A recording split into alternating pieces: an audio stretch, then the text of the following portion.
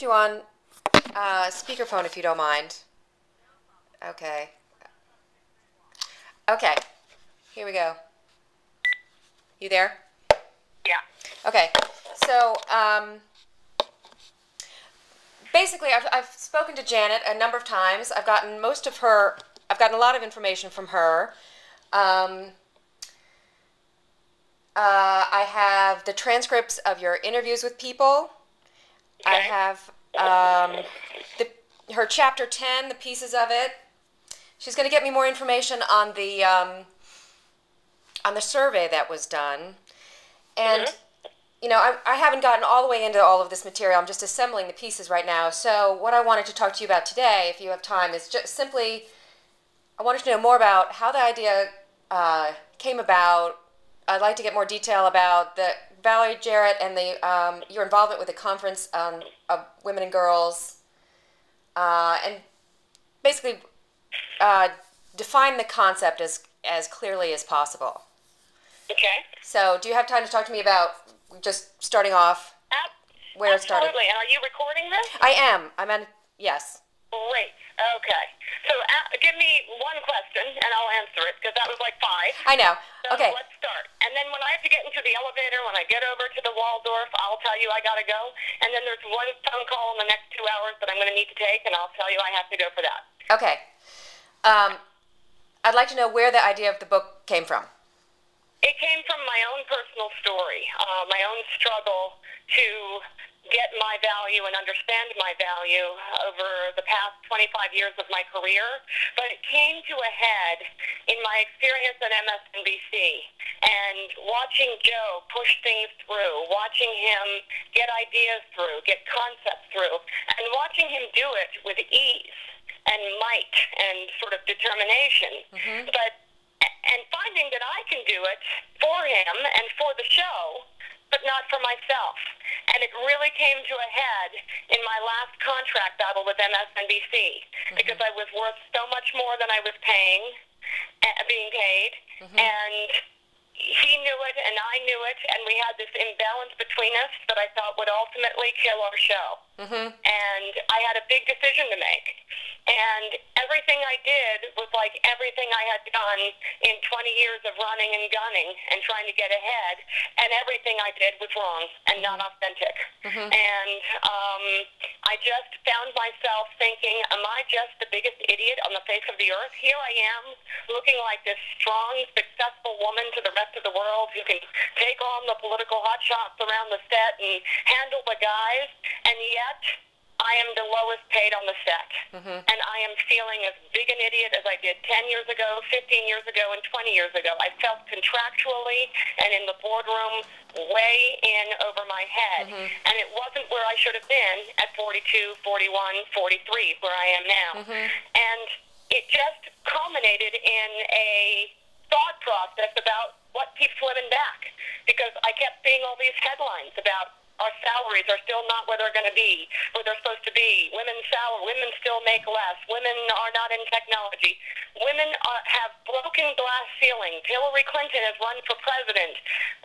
Women have come so far, but we're not being paid enough. And I thought to myself, is it possible?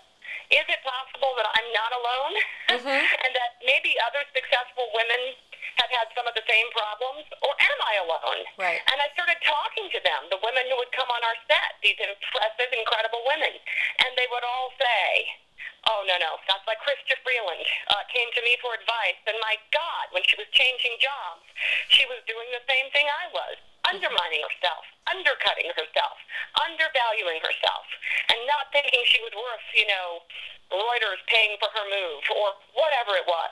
And then ultimately, I was talking to Valerie about it. About a year ago, on a spring day in her office, when I dropped by to say hi, which was incredible that Valerie and David Axelrod would let me drop by and say hi.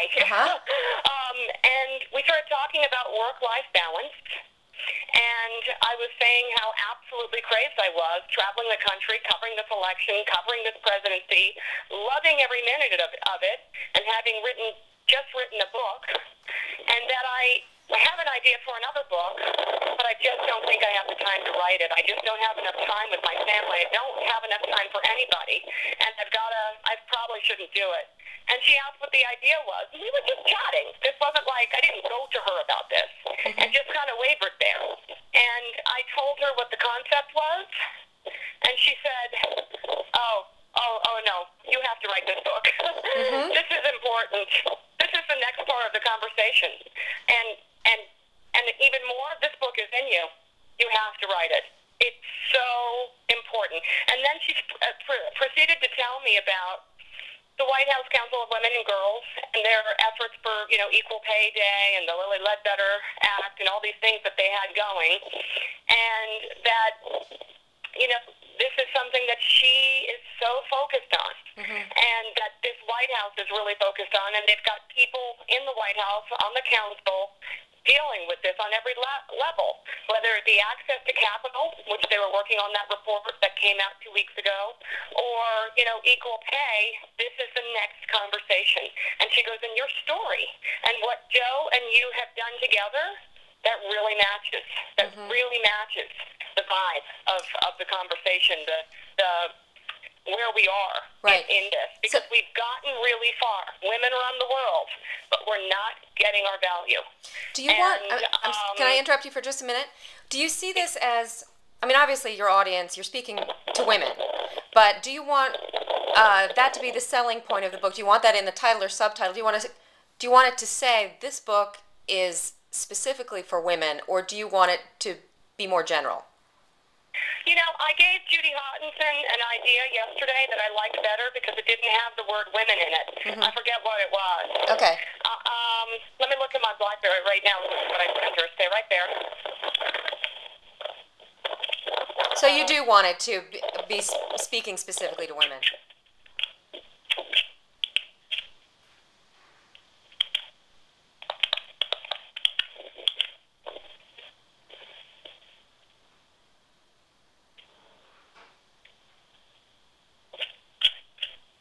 Okay, I must have, hello, are you there? Yep. Okay, I must have erased it. That's okay, I can get it from Judy. I sent her an idea. I think it was finding your value in the marketplace. It was something about, or knowing your value in the market. It was something about knowing your place, woman's place. And I liked, the only reason why I liked it, it wasn't that great a subtitle, but the only reason, it didn't have the word women in it. Right. But men could buy it too. But that was more just, why would we set ourselves short kind of thinking. Right. The subtitle she mentioned to me was, whatever. I'm sorry, the subtitle she mentioned to me was Negotiating Your Way to the Salary You Deserve. I like that. You do? That was the one I liked. Hold on, I'm getting in the elevator, so I'm hanging up. I'll be up in 2 minutes. Okay, bye.